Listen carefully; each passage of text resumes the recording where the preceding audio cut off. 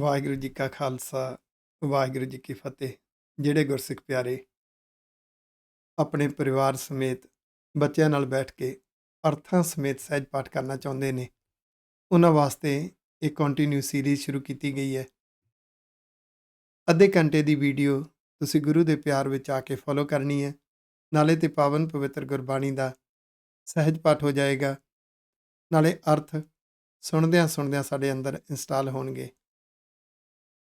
ਇਸੇ ਸਮੇਂ ਵੀ ਇਸ ਅਰਥਾਂ ਸਮੇਤ ਸਹਿਜ ਪਾਠ ਦੇ ਪਿਛਲੇ ਐਪੀਸੋਡਸ ਦੇਖਣ ਵਾਸਤੇ YouTube ਦੇ ਗੁਰਗਿਆਨ TV ਤੇ ਜਾਣਾ। ਇਹ ਲੋਗੋ ਤੁਹਾਨੂੰ ਦਿਖਾਈ ਦੇਗਾ। ਗੁਰਗਿਆਨ TV ਦੇ ਅੰਦਰ ਇੱਕ ਪਲੇਲਿਸਟ ਹੈ SGGS ਸਹਿਜ ਪਾਠ ਵਿਦ ਮੀਨਿੰਗਸ। ਉਸ ਵਿੱਚ ਇਹ ਸਾਰੇ ਐਪੀਸੋਡਸ ਤੁਹਾਨੂੰ ਮਿਲ ਜਾਣਗੇ। ਜੇ ਤੁਸੀਂ ਹਾਲੇ ਤੱਕ ਗੁਰਗਿਆਨ TV ਸਬਸਕ੍ਰਾਈਬ ਨਹੀਂ ਕੀਤਾ ਤਾਂ ਪਲੀਜ਼ ਸਬਸਕ੍ਰਾਈਬ ਦਾ ਬਟਨ ਜ਼ਰੂਰ ਦਬਾ ਦੇਣਾ, ਤਾਂ ਕਿ ਹਰ ਵੀਡੀਓ ਦਾ ਨੋਟੀਫਿਕੇਸ਼ਨ ਤੁਹਾਨੂੰ ਪਹੁੰਚ ਜਾਇਆ ਕਰੇ। ਜਿਨ੍ਹਾਂ ਨੂੰ ਉਪਰਾਲਾ ਚੰਗਾ ਲੱਗਿਆ, ਆਪਣੇ ਮਿੱਤਰਾਂ, ਦੋਸਤਾਂ, ਰਿਸ਼ਤੇਦਾਰਾਂ ਨੂੰ ਜ਼ਰੂਰ ਇਹ ਲਿੰਕ ਭੇਜਣਾ। ਹਰ ਇੱਕ ਨੂੰ ਦੱਸਣਾ, ਆਓ ਲਾਹੇ ਪ੍ਰਾਪਤ ਕਰੀਏ ਜੀ।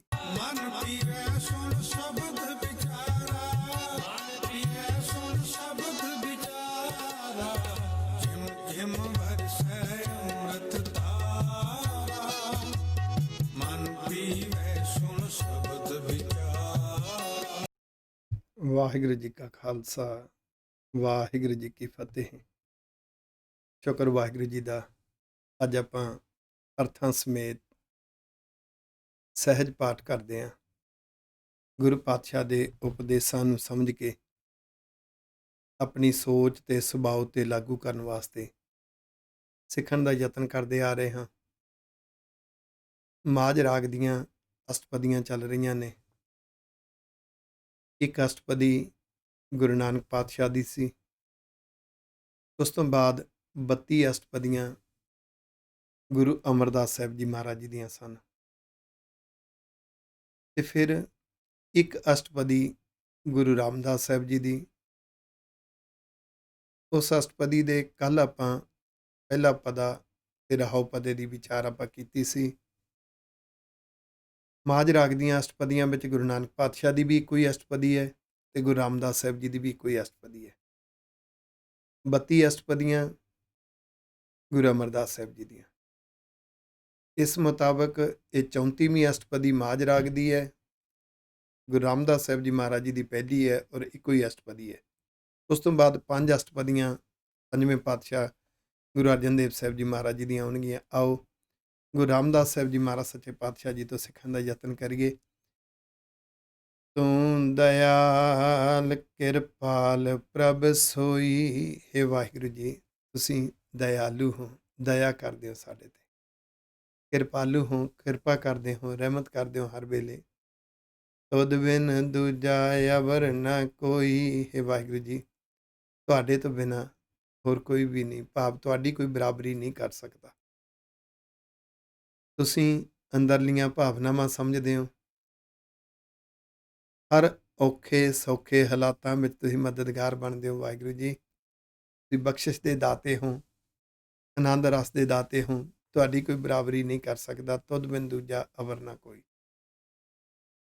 ਗੁਰ ਪ੍ਰਸਾਦ ਕਰੇ ਨਾਮ ਦੇਵੈ, ਨਾਮੇ ਨਾਮ ਸਮਾਵਣਿਆ। ਤੁਸੀਂ ਇੱਕ ਨਿਯਮ ਬਣਾ ਦਿੱਤਾ ਹੈ। ਜਦੋਂ ਗੁਰੂ ਪਾਤਸ਼ਾਹ ਦੇ ਬਚਨ ਸੁਣਦੇ ਹਾਂ, ਗੁਰੂ ਪਾਤਸ਼ਾਹ ਦੇ ਮੁਖ ਵਿੱਚੋਂ ਨਿਕਲੇ ਹੋਏ ਜੋ ਉਪਦੇਸ਼ ਨੇ, ਗਿਆਨ ਰੂਪੀ ਨਾਮ ਹੈ। ਮਨ ਦਾ ਜਦੋਂ ਮਿਲਾਪ ਹੁੰਦਾ, ਮਨ ਨੂੰ ਬੜਾ ਚੰਗਾ ਲੱਗਦਾ ਗੁਰੂ ਦਾ ਉਪਦੇਸ਼। ਉਸ ਉਪਦੇਸ਼ ਅਨੁਸਾਰ ਸੁਭਾਅ ਨੂੰ, ਸੋਚ ਨੂੰ ਬਦਲ ਕੇ ਸ਼ਿੰਗਾਰਨਾ, ਸਵਾਰਨਾ, ਉਹਦੇ ਲਈ ਤੁਸੀਂ ਆਪ ਹੀ ਕਿਰਪਾ ਕਰਦੇ ਹੋ, ਪਿਆਰ ਬਖਸ਼ ਦਿੰਦੇ ਹੋ। ਗੁਰੂ ਦੀ ਕਿਰਪਾ ਬਣਦੀ ਹੈ, ਬਖਸ਼ਿਸ਼ ਬਣਦੀ ਹੈ। ਪਹਿਲਾਂ ਗਿਆਨ ਰੂਪੀ ਨਾਮ ਦੇ ਨਾਲ ਸੋਚ ਤੇ ਸੁਭਾਅ ਸੰਵਰਦਾ ਹੈ, ਫਿਰ ਧਿਆਨ ਰੂਪੀ ਨਾਮ ਦੇ ਵਿੱਚ ਮਨ ਸਮਾ ਜਾਂਦਾ ਹੈ। ਵਾਹਿਗੁਰੂ ਜੀ ਦੀ ਮਿੱਠੀ ਮਿੱਠੀ ਯਾਦ ਦਾ ਰਸ, ਹਰ ਫੈਸਲਾ ਵਾਹਿਗੁਰੂ ਜੀ ਦੇ ਭੈ ਵਿੱਚ ਤੇ ਵਾਹਿਗੁਰੂ ਜੀ ਦੇ ਸ਼ੁਕਰਾਨੇ ਦੇ ਰਸ ਵਿੱਚ ਜਿਉਣਾ। ਤੂੰ ਆਪੇ ਸੱਚਾ ਸਿਰਜਣਹਾਰਾ। हे ਵਾਹਿਗੁਰੂ ਜੀ, ਤੁਸੀਂ ਆਪ ਹੀ ਸਿਰਜਣਹਾਰ ਹੋ। ਇਸ ਸ੍ਰਿਸ਼ਟੀ ਦੇ ਉੱਪਰ ਜੋ ਕੁਝ ਵੀ ਪੈਦਾ ਹੁੰਦਾ ਹੈ, ਉਹਦੀ ਸਿਰਜਣਾ ਤੁਸੀਂ ਕਰਦੇ ਹੋ। ਭਗਤੀ ਭਰੇ ਤੇਰੇ ਭੰਡਾਰਾ। ਵਾਹਿਗੁਰੂ ਜੀ, ਤੁਹਾਡੇ ਖਜ਼ਾਨੇ ਭਗਤੀ ਦੇ ਭਰੇ ਪਏ ਨੇ। ਕੋਈ ਕਿਸ ਤਰ੍ਹਾਂ ਭਗਤੀ ਕਰਦਾ ਹੈ ਤੇ ਕੋਈ ਕਿਸ ਤਰ੍ਹਾਂ ਭਗਤੀ ਕਰਦਾ ਹੈ। ਇਹ ਤੇਰੀਆਂ ਬੇਅੰਤ ਰਹਿਮਤਾਂ ਨੇ। ਕਿਸੇ ਦੀ ਭਗਤੀ ਨੂੰ ਕੋਈ ਪਰਖ ਨਹੀਂ ਸਕਦਾ, ਕੋਈ ਜਾਂਚ ਨਹੀਂ ਸਕਦਾ, ਕਿਉਂਕਿ ਤੂੰ ਹੀ ਜਾਣਦਾ ਹੈ। ਬਸ ਇੱਕ ਨਿਸ਼ਾਨੀ ਹੈ, ਜਿਹਦੀ ਭਗਤੀ ਤੈਨੂੰ ਪ੍ਰਵਾਨ ਹੋ ਜਾਂਦੀ ਹੈ, ਉਹਦੀ ਸੋਚ ਤੇ ਸੁਭਾਅ ਵਿੱਚ ਬਖਸ਼ਿਸ਼ ਆ ਜਾਂਦੀ ਹੈ। ਉਹਦਾ ਜੀਵਨ ਵਾਹਿਗੁਰੂ ਜੀ ਦੇ ਰੱਬੀ ਮਾਰਗ ਤੇ ਤੁਰਦਾ ਹੈ। ਸਤਿਗੁਰੂ ਉਸ ਨੂੰ ਪਰਉਪਕਾਰੀ ਗੁਰਸਿੱਖ ਬਣਾ ਦਿੰਦੇ ਨੇ। ਗੁਰਮੁਖ ਨਾਮ ਮਿਲੈ ਮਨ ਭੀਜੈ, ਸਹਿਜ ਸਮਾਧ ਲਗਾਵਣਿਆ। ਜਿਹਦੀ ਭਗਤੀ ਵਾਹਿਗੁਰੂ ਜੀ ਨੂੰ ਪ੍ਰਵਾਨ ਹੋ ਜਾਂਦੀ ਹੈ, ਉਹਨੂੰ ਗੁਰੂ ਦੇ ਮੁਖ ਵਿੱਚੋਂ ਨਿਕਲਿਆ ਹੋਇਆ ਉਪਦੇਸ਼ ਗਿਆਨ ਰੂਪੀ ਨਾਮ ਉਹਦੇ ਸੋਚ ਸੁਭਾਅ ਵਿੱਚ ਵਸਦਾ ਹੈ। ਮਨ ਪਿਆਰ ਵਿੱਚ ਭਿੱਜਦਾ ਹੈ ਤੇ ਉਹਦੀ ਜਿਹੜੀ ਸਮਾਧੀ ਹੈ, ਉਹ ਸਹਿਜ ਵਿੱਚ ਜਿਉਣਾ ਸਿੱਖ ਜਾਂਦਾ ਹੈ। ਅਡੋਲਤਾ ਵਿੱਚ, ਅਡੋਲਤਾ ਵਿੱਚ ਜਿਉਣਾ ਗੁਰਮਤਿ ਦੀ ਭਗਤੀ ਹੈ, ਗੁਰਮਤਿ ਦੀ ਸਮਾਧੀ ਹੈ। ਤੇ ਗੁਰੂ ਪਾਤਸ਼ਾਹ ਦੇ ਮੁਖ ਵਿੱਚੋਂ ਨਿਕਲੇ ਹੋਏ ਗਿਆਨ ਰੂਪੀ ਨਾਮ ਉਪਦੇਸ਼ ਨੂੰ ਸੋਚ ਤੇ ਸੁਭਾਅ ਦੇ ਲੈਵਲ ਤੇ ਮੰਨ ਕੇ ਹੀ ਬਾਤ ਬਣਦੀ ਹੈ। ਅਨ ਦਿਨ ਗੁਣ ਗਾਵਾਂ ਪ੍ਰਭ ਤੇਰੇ। ਅੰਦਰ ਇੱਕ ਇੱਛਾ ਜਾਗਦੀ, ਵਾਹਿਗੁਰੂ ਜੀ ਦਿਨ ਰਾਤ ਤੁਹਾਡੇ ਗੁਣ ਗਾਉਂਦਾ ਰਵਾਂ। ਗੁਣਾਂ ਨੂੰ ਪ੍ਰੈਕਟੀਕਲ ਜ਼ਿੰਦਗੀ ਵਿੱਚ ਜਿਉਣਾ ਤੇ ਸ਼ੁਕਰਾਨਾ ਕਰਨਾ, ਕਿਉਂਕਿ ਗੁਣ ਵਾਹਿਗੁਰੂ ਜੀ ਦੇ। ਗੁਣਾਂ ਰਾਹੀਂ ਪਰਉਪਕਾਰ ਕਰਨਾ, ਸ਼ੁਕਰਾਨਾ ਕਰਨਾ, ਕਿਉਂਕਿ ਪਰਉਪਕਾਰ ਦੇ ਲਈ ਜੋ ਬਿਰਤੀ ਹੈ, ਜੋ ਉਦਮ ਹੈ, ਜੋ ਲਗਨ ਹੈ, ਜਜ਼ਬਾ ਹੈ, ਜਨੂਨ ਹੈ, ਇਹ ਵਾਹਿਗੁਰੂ ਜੀ ਦੀ ਬਖਸ਼ਿਸ਼ ਕਰਕੇ ਹੀ ਹੈ। ਵਾਹਿਗੁਰੂ ਜੀ ਦੇ ਮਾਰਗ ਦੀਆਂ, ਵਾਹਿਗੁਰੂ ਜੀ ਦੇ ਗੁਣਾਂ ਦੀਆਂ, ਗੁਰੂ ਸਾਹਿਬ ਦੇ ਗੁਣਾਂ ਦੀਆਂ ਵਿਚਾਰਾਂ ਕਰਨੀਆਂ ਸਿੱਖਣ ਦੀ ਭਾਵਨਾ ਦੇ ਨਾਲ ਤੇ ਵੰਡਣ ਦੀ ਭਾਵਨਾ ਦੇ ਨਾਲ। ਇਹ ਤਿੰਨ ਸੁਭਾਅ ਦੇ ਸੋਚ ਦੇ ਹਿੱਸੇ ਨੇ ਗੁਣ ਗਾਉਣ ਦੇ। ਵਾਹਿਗੁਰੂ ਜੀ, ਇਹ ਗਾਉਂਦਾ ਰਵਾਂ। ਤੁਧ ਸਾਲਾਹੀ ਪ੍ਰੀਤਮ ਮੇਰੇ। ਇਹ ਮੇਰੇ ਪ੍ਰੀਤਮ ਪਿਆਰੇ ਵਾਹਿਗੁਰੂ ਜੀ, ਤੁਹਾਡੀ ਸਿਫਤ ਸਲਾਘਾ ਕਰਦਾ ਰਵਾਂ। ਤੁਧ ਬਿਨ ਅਵਰ ਨ ਕੋਈ ਜਾਚਾਂ, ਗੁਰ ਪ੍ਰਸਾਦੀ ਤੂੰ ਪਾਵਣਿਆ। ਵਾਹਿਗੁਰੂ ਜੀ, ਤੁਹਾਡੇ ਤੋਂ ਬਿਨਾਂ ਕਿਸੇ ਹੋਰ ਤੋਂ ਮੈਂ ਨਹੀਂ ਮੰਗਦਾ, ਕਿਸੇ ਦੇ ਅੱਗੇ ਜਾਚਨਾ ਨਹੀਂ ਕਰਦਾ। ਬਸ ਤੇਰੇ ਅੱਗੇ ਜੇ ਜਾਚਨਾ ਕਰਦਾ ਹਾਂ, ਮੰਗਦਾ ਹਾਂ, ਤੇ ਮੰਗਦਾ ਕੀ ਹਾਂ? ਗੁਰੂ ਦੀ ਕਿਰਪਾ। ਆਖੋ ਵਾਹਿਗੁਰੂ। ਸੁਭਾਅ ਤੇ ਗੁਰੂ ਦੀ ਕਿਰਪਾ ਹੋ ਜਾਵੇ, ਸੋਚ ਤੇ ਗੁਰੂ ਦੀ ਕਿਰਪਾ ਹੋ ਜਾਵੇ। ਅਗਮ ਅਗੋਚਰ ਮਿਤ ਨਹੀਂ ਪਾਈ। ਹੈ ਵਾਹਿਗੁਰੂ ਜੀ, ਤੁਸੀਂ ਅਗਮ ਹੋ, ਪਹੁੰਚ ਤੋਂ ਪਰੇ। ਅਗੋਚਰ, ਗਿਆਨ ਇੰਦਰੀਆਂ ਦੀ ਪਕੜ ਤੋਂ ਪਰੇ ਹੋ। ਤੁਹਾਡੀ ਅਵਸਥਾ, ਤੁਹਾਡੀ ਕੀਮਤ, ਤੁਹਾਡੀ ਵੈਲਿਊ ਪੂਰੀ ਨਹੀਂ ਸਮਝੀ ਜਾ ਸਕਦੀ। ਤੁਸੀਂ ਬੇਅੰਤ ਹੋ। ਆਪਣੀ ਕਿਰਪਾ ਕਰਹਿ ਤੂੰ ਲਹਿ ਮਿਲਾਈ। ਵਾਹਿਗੁਰੂ ਜੀ, ਤੁਸੀਂ ਜਿਨ੍ਹਾਂ ਤੇ ਆਪਣੀ ਕਿਰਪਾ ਕਰਦੇ ਹੋ, ਬਖਸ਼ਿਸ਼ ਕਰਦੇ ਹੋ, ਉਹਨਾਂ ਨੂੰ ਆਪਣੇ ਨਾਲ ਮਿਲਾ ਲੈਂਦੇ ਹੋ। ਪੂਰੇ ਗੁਰ ਕੈ ਸ਼ਬਦ ਧਿਆਈਐ, ਸ਼ਬਦ ਸੇਵ ਸੁਖ ਪਾਵਣਿਆ। ਪੂਰੇ ਗੁਰੂ ਦਾ ਸ਼ਬਦ, ਗੁਰੂ ਦੇ ਉਪਦੇਸ਼ ਧਿਆਨ ਰੱਖਣ ਦੇ ਅਰਥ ਹੈ ਕਿ ਹਰ ਵੇਲੇ ਧਿਆਨ ਗੁਰੂ ਦੇ ਉਪਦੇਸ਼ ਵਿੱਚ ਹੋਵੇ। ਕਿਤੇ ਮੇਰਾ ਸੁਭਾਅ ਕਿਸੇ ਨੂੰ ਘਟੀਆ ਤਾਂ ਨਹੀਂ ਸਮਝ ਬੈਠਾ। ਗੁਰੂ ਦੇ ਸ਼ਬਦ ਨੇ ਹਲੂਣਾ ਦੇਣਾ ਔਰ ਇਹ ਕਮਜ਼ੋਰੀ ਦਿਖਾ ਦੇਣੀ ਹੈ। ਕਿਤੇ ਕਿਸੇ ਨੂੰ ਘਟੀਆ ਸਮਝ ਕੇ ਉਹਦੇ ਪ੍ਰਤੀ ਨਿੰਦਾ ਕਰਨ ਦੀ ਆਦਤ ਤਾਂ ਨਹੀਂ ਬਣ ਗਈ। ਅੰਦਰੋਂ ਅੰਦਰੀ ਨਫ਼ਰਤ ਦੀ ਅੰਸ ਤਾਂ ਨਹੀਂ ਪੈਦਾ ਹੋ ਗਈ। ਇਹ ਗੁਰੂ ਦੇ ਉਪਦੇਸ਼ ਨੇ ਦਿਖਾ ਦੇਣਾ ਇਹ ਹਿੱਸਾ ਸੁਭਾਅ ਦੀ ਕਮਜ਼ੋਰੀ। ਫਿਰ ਗੁਰੂ ਦੇ ਉਪਦੇਸ਼ ਨੇ ਦਿਖਾ ਦੇਣਾ ਕਿਸੇ ਨੂੰ ਘਟੀਆ ਤਦ ਹੀ ਸਮਝਦਾ ਹੈ ਜਦ ਆਪਣੇ ਆਪ ਨੂੰ ਚੰਗਾ, ਉੱਚਾ ਤੇ ਸਿਆਣਾ ਸਮਝਦਾ ਹੈ। ਇਹ ਹੰਕਾਰ ਹੈ, ਹੰਕਾਰ ਵਿੱਚੋਂ ਨਫ਼ਰਤ ਨਿਕਲਦੀ ਹੈ। ਜਾਂ ਕਿਤੇ ਕਿਸੇ ਤੋਂ ਜੈਲਸ ਤਾਂ ਨਹੀਂ ਹੋ ਗਿਆ, ਤੈਨੂੰ ਉਹਦੀ ਚੰਗੀਆਂ ਗੱਲਾਂ ਵੀ ਤੈਨੂੰ ਬੁਰੀਆਂ ਲੱਗਦੀਆਂ ਹੋਣ, ਚੰਗੀਆਂ ਗੱਲਾਂ ਵੀ ਕੌੜੀਆਂ ਲੱਗਦੀਆਂ ਹੋਣ। ਪੂਰੇ ਗੁਰੂ ਦੇ ਸ਼ਬਦ ਵੱਲ ਧਿਆਨ ਕਰੇਂਗਾ ਤਾਂ ਤੈਨੂੰ ਗੁਰੂ ਦੇ ਸ਼ਬਦ ਨੇ ਸੋਚ ਸੁਭਾਅ ਦੀਆਂ ਕਮਜ਼ੋਰੀਆਂ ਵੀ ਦਿਖਾ ਦੇਣੀਆਂ ਨੇ ਤੇ ਤੈਨੂੰ ਅਸਲੀ ਸੇਵਾ ਵੀ ਦੱਸ ਦੇਣੀ। ਅਸਲੀ ਸੇਵਾ ਹੈ ਸ਼ਬਦ ਸੇਵ, ਉਪਦੇਸ਼ ਨੂੰ ਮੰਨਣਾ ਅਸਲੀ ਸੇਵਾ ਹੈ। ਇਹਦੇ ਵਿੱਚ ਜਿਹੜਾ ਆਤਮਿਕ ਸੁੱਖ, ਆਤਮਿਕ ਆਨੰਦ ਮਿਲਦਾ ਹੈ, ਉਹ ਹਰ ਵੇਲੇ ਜਿਸ ਤਰ੍ਹਾਂ ਦੇ ਮਰਜ਼ੀ ਉਤਰਾ ਚੜ੍ਹਾਅ ਦੇ ਹਾਲਾਤ ਆਉਂਦੇ ਨੇ, ਵੱਖ-ਵੱਖ ਸੁਭਾਵਾਂ ਦੇ ਲੋਕਾਂ ਦੇ ਨਾਲ ਵਿਚਰਨਾ ਪੈਂਦਾ ਹੈ, ਇਹ ਅੰਦਰ ਆਨੰਦ ਰਸ ਬਣਿਆ ਰਹਿੰਦਾ ਹੈ। ਰਸਨਾ ਗੁਣਵੰਤੀ ਗੁਣ ਗਾਵੈ, ਰਸਨਾ ਅੰਦਰ ਸੁਰਤ, ਜਿਹੜੀ ਸੁਰਤ ਅੱਖਾਂ ਰਾਹੀਂ, ਕੰਨਾਂ ਰਾਹੀਂ, ਜੀਭ ਰਾਹੀਂ ਸਵਾਦ ਮਾਣਦੀ ਹੈ, ਜਦੋਂ ਗੁਣਾਂ ਵਾਲੀ ਬਣ ਜਾਂਦੀ ਹੈ ਨਾ। ਗੁਣਵੰਤੀ ਮਤ ਹੈ ਗੁਰਮਤ, ਗੁਰੂ ਦੀ ਸੋਚ, ਗੁਰੂ ਦਾ ਨਜ਼ਰੀਆ। ਗੁਰੂ ਸਾਹਿਬ ਉਸ ਚੀਜ਼ ਨੂੰ ਕਿੱਦਾਂ ਸਮਝਦੇ ਨੇ, ਕਿਸ ਨਜ਼ਰੀਏ ਨਾਲ ਦੇਖਦੇ ਨੇ, ਉਹ ਨਜ਼ਰੀਆ ਗੁਰੂ ਦੀ ਮਤ ਹੈ। ਉਸ ਦੇ ਨਾਲ ਜਿਹੜੀ ਰਸਨਾ ਹੈ, ਸੁਰਤ ਹੈ, ਉਹਨੂੰ ਰੱਬ ਦੇ ਗੁਣ ਗਾਉਣ ਦੀ ਜੁਗਤ ਆ ਜਾਏਗੀ। ਆਖੋ ਵਾਹਿਗੁਰੂ। ਨਾਮ ਸਲਾਹੇ ਸੱਚੇ ਭਾਵੈ, ਗਿਆਨ ਰੂਪੀ ਨਾਮ, ਉਪਦੇਸ਼, ਉਹਦੀ ਸਿਫਤ ਸਲਾਗਾ, ਉਹਦੀਆਂ ਵਿਚਾਰਾਂ। ਵਾਹ, ਕਿੱਦਾਂ ਉਪਦੇਸ਼ ਚੋਟ ਮਾਰਦਾ, ਇੱਕ ਤੀਰ ਮਾਰਦਾ, ਪਤਾ ਲੱਗ ਜਾਂਦਾ ਮਨਾ ਤੂੰ ਐਵੇਂ ਨਹੀਂ ਸੀ ਕਿਸੇ ਨੂੰ ਘਟੀਆ ਸਮਝਦਾ, ਤੂੰ ਤੇ ਖੁਦ ਆਪਣੇ ਹੀ ਹੰਕਾਰ ਵਿੱਚ ਡੁੱਬਿਆ ਹੋਇਆ ਸੀ। ਆਖੋ ਵਿਚਾਰਾਂ ਇਸ ਟੌਪਿਕ ਤੇ ਹੋਣੀਆਂ ਚਾਹੀਦੀਆਂ ਨੇ ਕਿ ਗੁਰੂ ਦੇ ਉਪਦੇਸ਼ ਰਾਹੀਂ ਸਾਡੇ ਸੋਚ ਸੁਭਾਅ ਦੀਆਂ ਕਿਹੜੀਆਂ-ਕਿਹੜੀਆਂ ਕਮਜ਼ੋਰੀਆਂ, ਕਿਹੜੇ-ਕਿਹੜੇ ਉਪਦੇਸ਼ ਦਿਖਾਉਂਦੇ ਨੇ ਤੇ ਕਿਹੜੇ-ਕਿਹੜੇ ਉਪਦੇਸ਼ ਹਨ ਜਿਹੜੇ ਸਾਡੀ ਸੋਚ ਤੇ ਸੁਭਾਅ ਨੂੰ ਸੰਵਾਰਦੇ ਨੇ। ਇਹਦੇ ਨਾਲ ਫਿਰ ਸੱਚੇ ਵਾਹਿਗੁਰੂ ਜੀ ਨੂੰ ਬੜੇ ਚੰਗੇ ਲੱਗਾਂਗੇ।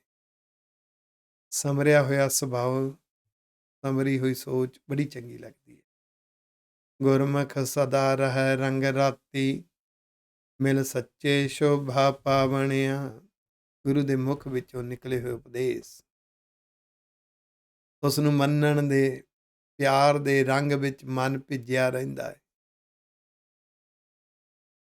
ਤੇ ਜਦੋਂ ਸੱਚੇ ਦੇ ਨਾਲ ਮਿਲਾਪ ਹੁੰਦਾ, ਵਾਹਿਗੁਰੂ ਜੀ ਹਾਜ਼ਰ ਨਾਜ਼ਰ ਮਹਿਸੂਸ ਹੁੰਦੇ ਨੇ। ਉਹਦੇ ਚੋਂ ਜਿਹੜਾ ਸ਼ੋਭਾ ਸ਼ਬਦ ਹੈ, ਇਹਦੇ ਅਰਥ ਨੇ ਬਖਸ਼ਿਸ਼, ਫਿਰ ਬਖਸ਼ਿਸ਼ ਪ੍ਰਾਪਤ ਹੁੰਦੀ ਹੈ। ਇਸ ਤਰੀਕੇ ਨਾਲ ਗੁਰੂ ਕੇ ਪਿਆਰੇ ਬਖਸ਼ਿਸ਼ ਪ੍ਰਾਪਤ ਕਰਦੇ ਨੇ। ਜਿਹੜੇ ਮਨ ਦੇ ਪਿੱਛੇ ਲੱਗਦੇ ਨੇ, ਮਨਮੁਖ ਕਰਮ ਕਰੇ ਅਹੰਕਾਰੀ, ਉਹਨਾਂ ਦੀ ਜ਼ਿੰਦਗੀ ਦੇ ਜੋ ਵੀ ਪੱਖ ਨੇ, ਉਹਦੇ ਤੇ ਉਹਨਾਂ ਨੂੰ ਅਹੰਕਾਰ ਹੁੰਦਾ ਹੈ, ਮਾਣ ਹੁੰਦਾ ਹੈ। ਉਹ ਮਨ ਦੇ ਪਿੱਛੇ ਲੱਗਣ ਦੀ ਵਿੱਚੋਂ ਇਹ ਪੈਦਾ ਹੁੰਦਾ ਹੈ। 6 ਚੀਜ਼ਾਂ ਨੇ ਜਿਹਦੇ ਤੇ ਹੰਕਾਰ ਹੁੰਦਾ ਹੈ। 3 ਚੀਜ਼ਾਂ ਜ਼ਿੰਦਗੀ ਦੇ ਬਾਹਰ ਹੈ, 3 ਸਾਡੇ ਅੰਦਰ ਹੈ। ਬਾਹਰ ਹੈ ਪੈਸਾ, ਪ੍ਰੋਪਰਟੀ, ਸਟੇਟਸ। ਜਿਸ ਨੂੰ ਪੈਸੇ ਦਾ ਅਹੰਕਾਰ ਹੋ ਗਿਆ, ਉਹਨੂੰ ਗਰੀਬ ਨੂੰ ਦੇਖ ਕੇ ਲੱਗੇਗਾ ਮੈਂ ਇਹਦੇ ਤੋਂ ਉੱਚਾ ਹੈ, ਮੈਂ ਇਹਦੇ ਤੋਂ ਚੰਗਾ ਹੈ। ਇਸੇ ਤਰ੍ਹਾਂ ਪ੍ਰੋਪਰਟੀ, ਜਿਹਦੇ ਕੋਲ ਪਦਵੀ ਆ ਗਈ, ਉਹਨੂੰ ਪਦਵੀ ਦੇ ਹੰਕਾਰ 'ਚ ਲੱਗੇਗਾ ਸਾਰੇ ਮੇਰੇ ਤੋਂ ਨੀਵੇਂ ਨੇ ਤੇ ਮੈਂ ਪਦਵੀ ਕਰਕੇ ਉੱਚਾ। ਇਹ 3 ਚੀਜ਼ਾਂ ਨੇ, ਧਨ, ਪ੍ਰੋਪਰਟੀ, ਸਟੇਟਸ। ਇਹਨੂੰ ਧਨ, ਸੰਪਦਾ ਤੇ ਪ੍ਰਤਿਸ਼ਠਾ ਵੀ ਕਹਿੰਦੇ ਨੇ। 3 ਚੀਜ਼ਾਂ ਅੰਦਰ ਨੇ। ਗਿਆਨ ਦੇ ਉੱਪਰ ਹੰਕਾਰ, ਗੁਣਾਂ ਤੇ ਹੰਕਾਰ, ਨਾਮ ਤੇ ਹੰਕਾਰ। ਜਦੋਂ ਗੁਣਾਂ ਤੇ ਹੰਕਾਰ ਹੋ ਜਾਵੇ, ਉਹਨੂੰ ਪਤਾ ਹੀ ਨਹੀਂ ਚੱਲਦਾ, ਉਹ ਦੂਸਰੇ ਦੇ ਔਗਣਾਂ ਨੂੰ ਜ਼ਿਆਦਾ ਫੋਕਸ ਕਰੇਗਾ, ਕਮਜ਼ੋਰੀਆਂ ਨੂੰ ਜ਼ਿਆਦਾ ਫੋਕਸ ਕਰੇਗਾ। ਉਹਦੀਆਂ ਕਿਸੇ ਬੰਦੇ ਦੇ ਅੰਦਰ 10 ਚੰਗੇ ਗੁਣ ਨੇ, ਇੱਕ ਛੋਟੀ ਜਿਹੀ ਕਮਜ਼ੋਰੀ ਹੈ, ਉਹਨੂੰ 10 ਨਹੀਂ ਦੱਸਣਗੇ, ਉਹ ਇੱਕ ਨੂੰ ਫੋਕਸ ਕਰਕੇ ਉਸ ਦੀ ਚਰਚਾ ਕਰੇਗਾ। ਕਿਉਂਕਿ ਉਹਨੂੰ ਆਪਣੇ ਗੁਣਾਂ 'ਤੇ ਹੰਕਾਰ ਹੈ। ਫਿਰ ਉਹਨੂੰ ਆਪਣੇ ਔਗਣ ਨਹੀਂ ਦਿਸਣਗੇ, ਨਾ ਉਹ ਆਪਣੇ ਔਗਣਾਂ ਬਾਰੇ ਸੁਣਨਾ ਚਾਹੇਗਾ। ਗਿਆਨ, ਗਿਆਨ 'ਤੇ ਜਦੋਂ ਹੰਕਾਰ ਹੋ ਜਾਵੇ, ਉਹਦੀ ਇੱਕ ਨਿਸ਼ਾਨੀ ਹੈ। ਆਮ ਤੌਰ 'ਤੇ ਸਵਾਲ ਉਦੋਂ ਪੁੱਛਿਆ ਜਾਂਦਾ ਹੈ ਜਿਸ ਚੀਜ਼ ਬਾਰੇ ਬਿਲਕੁਲ ਨਹੀਂ ਪਤਾ ਔਰ ਜਾਣਨ ਦੀ ਇੱਛਾ ਵਿੱਚ ਪੁੱਛਿਆ ਜਾਂਦਾ ਹੈ। ਤੇ ਜਿਹਨੂੰ ਹੰਕਾਰ ਦੀ, ਗਿਆਨ ਦਾ ਹੰਕਾਰ ਹੋਵੇ ਨਾ, ਉਹ ਫਿਰ ਉਹ ਸਵਾਲ ਪੁੱਛਦਾ ਜਿਹੜੇ ਉਹਨੂੰ ਪਤਾ ਹੁੰਦੇ ਨੇ, ਉਹਨੂੰ ਜਵਾਬ ਉਹਨੇ ਆਪਣੇ ਅੰਦਰ ਬਣਾਏ ਹੁੰਦੇ ਨੇ। ਉਹ ਪੁੱਛ ਇਸ ਲਈ ਰਿਹਾ ਹੁੰਦਾ ਹੈ ਕਿ ਮੇਰੀ ਜੋ ਵਿਚਾਰਧਾਰਾ ਨਾ, ਜੋ ਮੇਰੇ ਕੋਲੇ ਜਵਾਬ ਹੈ, ਉਹਦੇ ਮੁਤਾਬਕ ਇਹ ਕਹੇ। ਜੇ ਨਹੀਂ ਕਹੇਗਾ ਤਾਂ ਫਿਰ ਉਹਦੇ ਨਾਲ ਬਹਿਸ ਕਰੇਗਾ ਵੀ ਤੈਨੂੰ ਪਤਾ ਹੀ ਨਹੀਂ। ਉੱਪਰੋਂ ਉੱਪਰੋਂ ਆਪਣੇ ਆਪ ਨੂੰ ਨਿਮਰਤਾ ਵਾਲਾ ਸ਼ੋਅ ਕਰੇਗਾ। ਅੰਦਰ ਗਿਆਨ ਦਾ ਹੰਕਾਰ ਹੈ। ਉਹਦਾ ਸਵਾਲ ਕਰਨਾ ਸਿੱਖਣ ਵਾਸਤੇ ਨਹੀਂ ਹੁੰਦਾ, ਦੂਜੇ ਨੂੰ ਪਰਖਣ ਵਾਸਤੇ ਹੁੰਦਾ। ਜਿਹਨੂੰ ਨਾਮ ਦਾ ਹੰਕਾਰ ਹੋ ਜਾਵੇ, ਉਹਨੂੰ ਫਿਰ ਪਤਾ ਹੀ ਨਹੀਂ ਲੱਗਦਾ। ਇਹਦਾ ਮਤਲਬ ਉਹ ਸਮਝਦੇ ਆ ਕਿ ਰੱਬ ਜੋ ਹੈ ਉਹ ਰੱਬ ਦਾ ਮਾਰਗ ਤੇ ਬੇਅੰਤ ਹੈ ਪਿਆਰਿਓ। ਗੁਰੂ ਪਾਤਸ਼ਾਹ ਸਭ ਕੁਝ ਪਾ ਕੇ ਵੀ ਕਹਿੰਦੇ ਨੇ ਕਿਣਕਾ ਮਾਤਰ ਹੈ। ਸਤਿਗੁਰੂ ਕਿਰਪਾ ਕਰਨ। ਮਨ ਦੇ ਪਿੱਛੇ ਲੱਗਿਆ ਜੀਵਨ, ਮਨਮੁਖ ਕਰਮ ਕਰੇ ਅਹੰਕਾਰੀ। ਉਹ ਮਨ ਤੇ ਮਤ ਅਹੰਕਾਰ ਦੇ ਕਰਮ ਕਰਦੀ ਹੈ। ਜੂਐ ਜਨਮ ਸਭ ਬਾਜੀ ਹਾਰੀ। ਇਹਨੇ ਜਿਵੇਂ ਜੂਏ ਦੇ ਵਿੱਚ ਜੂਆ ਖੇਲਦੇ ਆ, ਉਹਦੇ 'ਚ ਸਾਰਾ ਕੁਝ ਹਾਰ ਜਾਂਦੇ ਨੇ, ਇਦਾਂ ਇਹਨੇ ਜ਼ਿੰਦਗੀ ਦੀ ਬਾਜੀ ਹਾਰ ਦਿੱਤੀ। ਅੰਤਰ ਲੋਭ ਮਹਾ ਗੁਬਾਰਾ, ਫਿਰ ਫਿਰਿਆ ਵਣਜਾ ਬਣਿਆ। ਹੰਕਾਰ ਦੇ ਰਸ ਦਾ ਲੋਭ, ਧੁੱਪ ਹਨੇਰਾ ਆਖੋ ਵਾਹਿਗੁਰੂ। ਅੰਦਰ ਲੋਭੀ ਬਿਰਤੀ ਹੈ। ਇੱਕ ਲੋਭ ਬਾਹਰੀ ਜ਼ਿੰਦਗੀ ਵਿੱਚ ਹੁੰਦਾ ਹੈ, ਪੈਸੇ ਪ੍ਰਾਪਰਟੀ ਦਾ। ਇੱਕ ਲੋਭ ਅੰਦਰ ਹੁੰਦਾ ਹੈ। ਉਹ ਹੁੰਦਾ ਹੈ ਕਿ ਮੇਰੇ ਸੁਭਾਅ ਅਨੁਸਾਰ ਹੀ ਸਭ ਕੁਝ ਹੋਣਾ ਚਾਹੀਦਾ ਹੈ।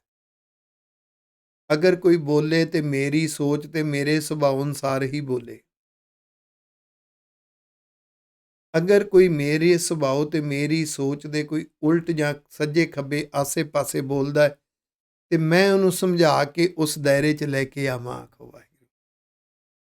ਇਹ ਬੜਾ ਖਤਰਨਾਕ ਲੋਭ ਹੈ। ਇਹ ਮਨਮੁਖ ਕਰਮ ਕਰੇ ਅਹੰਕਾਰੀ ਵਿੱਚੋਂ ਪੈਦਾ ਹੁੰਦਾ ਹੈ। ਇਸੇ ਕਰਕੇ ਹੀ ਜੂਐ ਜਨਮ ਸਭ ਬਾਜੀ ਹਾਰੀ ਬਣ ਜਾਂਦਾ ਹੈ। ਲੋਭ ਕਿਸੇ ਵੀ ਤਰ੍ਹਾਂ ਦਾ ਹੋਵੇ, ਅੰਦਰ ਘੁੱਪ ਹਨੇਰਾ ਹੈ, ਅਗਿਆਨਤਾ ਹੈ, ਲੈਕ ਆਫ ਨੌਲੇਜ ਤੋਂ ਨਿਕਲਦਾ ਹੈ, ਨਾ ਸਮਝੀ ਵਿੱਚੋਂ ਨਿਕਲਦਾ। ਤੇ ਮਨ ਜਿਹੜਾ ਹੈ ਨਾ, ਅੰਤਰ ਲੋਭ ਮਹਾ ਗੋਬਾਰਾ, ਫਿਰ ਫਿਰਿਆ ਵਣਜਾ ਬਣਿਆ। ਮਨ ਇਹ ਭਟਕਣਾ ਵਿੱਚ ਹੈ, ਦੁਨਿਆਵੀ ਪ੍ਰਵਿਰਤੀਆਂ 'ਚ ਖਚਤ ਹੈ, ਦੂਸਰੇ ਦੇ ਔਗਣਾਂ ਨੂੰ ਫੋਕਸ ਕਰਕੇ ਉਹਦੇ 'ਚ ਖਚਤ ਹੋ ਜਾਂਦਾ ਹੈ। ਇਹਨੂੰ ਪਤਾ ਨਹੀਂ ਲੱਗਦਾ, ਇਹਦੀ ਬੜੀ ਖਿੱਚ ਪੈਂਦੀ ਹੈ। ਕਿਸੇ ਦੀ ਇੱਕ ਛੋਟੀ ਜਿਹੀ ਕਮਜ਼ੋਰੀ ਹੈ, ਤੇਰਾ ਮਨ ਇੰਨਾ ਕਿਉਂ ਖਿੱਚਿਆ ਗਿਆ ਬਈ? ਜਿੰਨਾ ਮਨ ਤੇਰਾ ਕਿਸੇ ਦੀ ਕਮਜ਼ੋਰੀ 'ਚ ਖਿੱਚਿਆ ਗਿਆ, ਕਾਸ਼ ਉਹਨਾਂ ਰੱਬ ਦੇ ਪਿਆਰ ਵਿੱਚ, ਕਾਸ਼ ਕਦੀ ਉਸੇ ਮਨੁੱਖ ਦੇ ਕਿਸੇ ਗੁਣ ਵੱਲ ਤੇਰਾ ਮਨ ਖਿੱਚਿਆ ਜਾਂਦਾ, ਉਹਦੇ ਕੋਲ ਕੋਈ ਗੁਣ ਵੀ ਹੋਣਗੇ, ਆਖੋ ਵਾਹਿਗੁਰੂ। ਪਰ ਇਦਾਂ ਹੀ ਮਨ ਆਵਣ ਜਾਵਣ ਦੇ ਵਿੱਚ ਭਟਕਦਾ ਰਹਿੰਦਾ ਹੈ। ਆਪੇ ਕਰਤਾ ਦੇ ਵਡਿਆਈ, ਜਿਨ੍ਹਾਂ ਨੂੰ ਵਾਹਿਗੁਰੂ ਸੱਚੇ ਪਾਤਸ਼ਾਹ ਬਖਸ਼ਿਸ਼ ਦਿੰਦੇ ਨੇ। ਵਡਿਆਈ ਦੇ ਅਰਥ ਬਖਸ਼ਿਸ਼ ਹੈ, ਕਿਉਂਕਿ ਵਡਿਆਈ ਨੂੰ ਜਦੋਂ ਆਪਾਂ ਦੁਨਿਆਵੀ ਪੱਧਰ ਤੇ ਦੇਖਾਂਗੇ ਤਾਂ ਉਹ ਵਡਿਆਈ ਜਿਹੜੀ ਹੈ ਨਾ, ਉਸ ਨੂੰ ਤੇ ਗੁਰੂ ਪਾਤਸ਼ਾਹ ਤਿਲਕਾ ਮਾਨ ਕਹਿੰਦੇ ਨੇ। ਦਇਆ ਤੀਰਥ ਤਪ ਦਇਆ ਦਤ ਦਾਨ, ਜੇ ਕੋ ਪਾਵੈ ਤਿਲਕਾ ਮਾਨ। ਉਹ ਵਡਿਆਈ ਤਾਂ ਤਿਲ ਮਾਤਰ ਹੈ। ਜਿਹੜੀ ਰੱਬ ਜਾਂ ਗੁਰੂ ਸਾਹਿਬ ਵਡਿਆਈ ਦਿੰਦੇ ਨੇ, ਉਹਨੂੰ ਬਖਸ਼ਿਸ਼ ਕਹਿੰਦੇ ਨੇ, ਆਖੋ। ਵਾਹਿਗੁਰੂ ਜੀ ਕਿਵੇਂ ਦਿੰਦੇ ਨੇ? ਜਿਨ ਕੋ ਆਪ ਲਿਖਤ ਧੁਰ ਪਾਈ। ਪਹਿਲਾਂ ਤਾਂ ਧੁਰ ਹਿਰਦੇ ਦੇ ਵਿੱਚ ਵਾਸ਼ਨਾ ਲਿਖੀ ਜਾਂਦੀ ਹੈ, ਵਾਸ਼ਨਾ ਬਣ ਜਾਂਦੀ, ਹਿਰਦੇ ਦਾ ਲੇਖ ਲਿਖਿਆ ਗਿਆ। ਫਿਰ ਅੰਦਰ ਵਿਚਾਰਧਾਰਾ ਬਣਦੀ ਹੈ ਗੁਰਮੁਖ ਸੁਭਾਅ ਵਾਲੀ, ਗੁਰੂ ਦੇ ਉਪਦੇਸ਼ਾਂ ਅਨੁਸਾਰ ਜਿਉਣ ਵਾਲੀ। ਫਿਰ ਅੰਦਰ ਇੱਕ ਸੋਚ ਬਣਦੀ ਹੈ ਗੁਰਮਤ ਵਾਲੀ ਸੋਚ, ਗੁਰਮਤ ਵਾਲਾ ਨਜ਼ਰੀਆ। ਅੰਦਰ ਇਹ ਗੁਰਮਤ ਵਿਚਾਰਧਾਰਾ, ਗੁਰਮੁਖਤਾਈ ਦੀ ਵਿਚਾਰਧਾਰਾ ਜਦੋਂ ਧੁਰ ਹਿਰਦੇ 'ਚ ਵਾਸ਼ਨਾ ਲਿਖੀ ਜਾਂਦੀ ਹੈ ਨਾ, ਜਿਨ ਕੋ ਆਪ ਲਿਖਤ ਧੁਰ ਪਾਈ, ਇਹ ਬਖਸ਼ਿਸ਼ ਹੀ ਹੈ। ਵਾਹਿਗੁਰੂ ਜੀ ਆਪ ਹੀ ਲਿਖਦੇ ਨੇ। ਨਾਨਕ ਨਾਮ ਮਿਲੈ ਭਉ ਭੰਜਨ, ਗੁਰ ਸ਼ਬਦੀ ਸੁਖ ਪਾਵਣਿਆ। ਹੈ ਨਾਨਕ ਜੀ, ਗੁਰੂ ਦੇ ਉਪਦੇਸ਼ ਨੂੰ ਮੰਨਣ ਦੀ ਭਾਵਨਾ ਵਿੱਚੋਂ ਪਹਿਲਾਂ ਤਾਂ ਗਿਆਨ ਰੂਪੀ ਨਾਮ ਨਾਲ ਮਿਲਾਪ ਹੁੰਦਾ ਹੈ। ਗੁਰੂ ਦੇ ਉਪਦੇਸ਼ ਨਾਲ ਉਪਦੇਸ਼ ਨੇ ਤੇਰੇ ਸੁਭਾਅ, ਤੇਰੀ ਸੋਚ, ਤੇਰੇ ਜਜ਼ਬੇ, ਤੇਰੀਆਂ ਭਾਵਨਾਵਾਂ ਉਹਨੂੰ ਪੜਚੋਲਣ ਦੀ ਜੁਗਤ ਸਿਖਾਉਣੀ ਹੈ। ਉਹਦੇ ਚੋਂ ਫਿਰ ਧਿਆਨ ਰੂਪੀ ਨਾਮ ਜਿਹੜਾ ਨਿਕਲਣਾ ਹੈ, ਉਹ ਇਹ ਨਹੀਂ ਹੈ ਸੁਬਾਹ ਜਾਂ ਸਵੇਰੇ, ਉਹ ਤੇ ਹਰ ਵੇਲੇ ਹੈ। ਹਰ ਸਮੇਂ ਵਾਹਿਗੁਰੂ ਜੀ ਦੀ ਮਿੱਠੀ ਮਿੱਠੀ ਯਾਦ, ਹਰ ਵੇਲੇ ਉਹਦੇ ਭੈ ਦੇ ਵਿੱਚ ਫੈਸਲਾ, ਉਹਦੇ 'ਚ ਜਿਹੜਾ ਆਨੰਦ ਰਸ ਮਿਲਣਾ ਹੈ, ਆਤਮਿਕ ਸੁੱਖ ਮਿਲਣਾ ਹੈ, ਉਹ ਬਾਕਮਾਲ ਹੈ। ਇੱਥੋਂ ਤੱਕ ਮਾਝ ਰਾਗ ਦੀਆਂ 34 ਅਸ਼ਟਪਦੀਆਂ ਹੋ ਗਈਆਂ ਨੇ। ਇਹ ਗੁਰੂ ਰਾਮਦਾਸ ਸਾਹਿਬ ਜੀ ਮਹਾਰਾਜ ਜੀ ਦੀ ਇੱਕੋ ਹੀ ਅਸ਼ਟਪਦੀ ਸੀ, ਇਸ ਲਈ ਇੱਥੇ ਅੰਕ ਲਿਖਿਆ 8 ਫਿਰ 1 ਫਿਰ 34। 8 ਤੋਂ ਭਾਵ 8ਵਾਂ ਪਦਾ, ਕਿਉਂਕਿ 8 ਪਦਿਆਂ ਦੀ ਸ਼ਬਦ ਸੀ। 1 ਤੋਂ ਭਾਵ ਇੱਕ ਗੁਰੂ ਰਾਮਦਾਸ ਸਾਹਿਬ ਜੀ ਮਹਾਰਾਜ ਜੀ ਦੀ ਇਹ ਅਸ਼ਟਪਦੀ ਹੈ, ਇੱਕੋ ਹੀ ਹੈ। 34 ਹੁਣ ਨੋਟ ਕਰਕੇ ਦੇਖੋ, ਇੱਕ ਅਸ਼ਟਪਦੀ ਗੁਰੂ ਨਾਨਕ ਪਾਤਸ਼ਾਹ ਦੀ, 32 ਅਸ਼ਟਪਦੀਆਂ ਗੁਰੂ ਨਾਨਕ ਪਾਤਸ਼ਾਹ ਦੀਆਂ, 1 ਤੇ 32 33 ਤੇ ਇੱਕ ਗੁਰੂ ਰਾਮਦਾਸ ਸਾਹਿਬ ਜੀ ਦੀ ਮਿਲਾ ਕੇ ਹੋ ਗਈਆਂ 34। ਇਸ ਤੋਂ ਬਾਅਦ ਪੰਚਮ ਪਾਤਸ਼ਾਹ ਦੀਆਂ ਅਸ਼ਟਪਦੀਆਂ ਸ਼ੁਰੂ ਹੋ ਰਹੀਆਂ ਨੇ ਤੇ 5 ਅਸ਼ਟਪਦੀਆਂ ਗੁਰੂ ਅਰਜਨ ਦੇਵ ਸਾਹਿਬ ਜੀ ਮਹਾਰਾਜ ਜੀ ਦੀਆਂ ਇਸ ਮਾਝ ਰਾਗ ਦੇ ਵਿੱਚ ਨੇ। ਉਸ ਤੋਂ ਬਾਅਦ 12 ਮਾਹ ਜਿਹੜੀ ਮਾਝ ਰਾਗ ਦੀ ਹੈ, ਉਹ ਸ਼ੁਰੂ ਹੋਏਗੀ ਬਾਣੀ। ਆਓ ਹੁਣ ਆਪਾਂ ਧੰਨ ਗੁਰੂ ਅਰਜਨ ਦੇਵ ਸਾਹਿਬ ਜੀ ਮਹਾਰਾਜ ਜੀ ਤੋਂ ਸਿੱਖਣਾ ਸ਼ੁਰੂ ਕਰ ਰਹੇ ਹਾਂ। ਉਹਨਾਂ ਦੀ ਮਾਝ ਰਾਗ ਦੀ ਪਹਿਲੀ ਅਸ਼ਟਪਦੀ, ਮਾਝ ਮਹੱਲਾ ਪੰਜਵਾਂ ਘਰ ਪਹਿਲਾ। ਮਾਝ ਰਾਗ ਵਿੱਚ ਪੰਚਮ ਪਾਤਸ਼ਾਹ ਗੁਰੂ ਅਰਜਨ ਦੇਵ ਸਾਹਿਬ ਜੀ ਮਹਾਰਾਜ ਜੀ ਦਾ ਉਚਾਰਨ ਕੀਤਾ ਹੋਇਆ ਪਹਿਲੇ ਘਰ ਵਿੱਚ ਗਾਉਣ ਦਾ ਹੁਕਮ ਹੈ। ਅੰਤਰ ਅਲਖ ਨ ਜਾਈ ਲਖਿਆ। ਵਾਹਿਗੁਰੂ ਸੱਚੇ ਪਾਤਸ਼ਾਹ ਜਿਨ੍ਹਾਂ ਦਾ ਭੇਦ ਨਹੀਂ ਪਾ ਸਕਦੇ, ਜੋ ਅਲਖ ਨੇ, ਜਾਣੇ ਨਹੀਂ ਜਾ ਸਕਦੇ, ਬੇਅੰਤ ਨੇ, ਉਹ ਸਾਰਿਆਂ ਦੇ ਅੰਦਰ ਵਸਦੇ ਨੇ। ਉਹਨਾਂ ਨੇ ਸਾਡੇ ਅੰਦਰ ਇੱਕ ਐਸੀ ਰਹਿਮਤ ਹੈ, ਐਸੀ ਬਖਸ਼ਿਸ਼ ਰੱਖੀ ਹੈ, ਨਾਮ ਰਤਨ ਲੈ ਗੁੱਜਾ ਰੱਖਿਆ। ਅੰਦਰ ਗਿਆਨ ਰੂਪੀ ਰਤਨ ਵੀ ਅੰਦਰ ਰੱਖਿਆ ਤੇ ਧਿਆਨ ਰੂਪੀ ਰਤਨ ਵੀ ਅੰਦਰ ਰੱਖਿਆ ਹੋਇਆ। ਸੱਚਾ ਗਿਆਨ ਤੇ ਸੱਚੀ ਵਾਹਿਗੁਰੂ ਜੀ ਦੀ ਮਿੱਠੀ ਮਿੱਠੀ ਯਾਦ।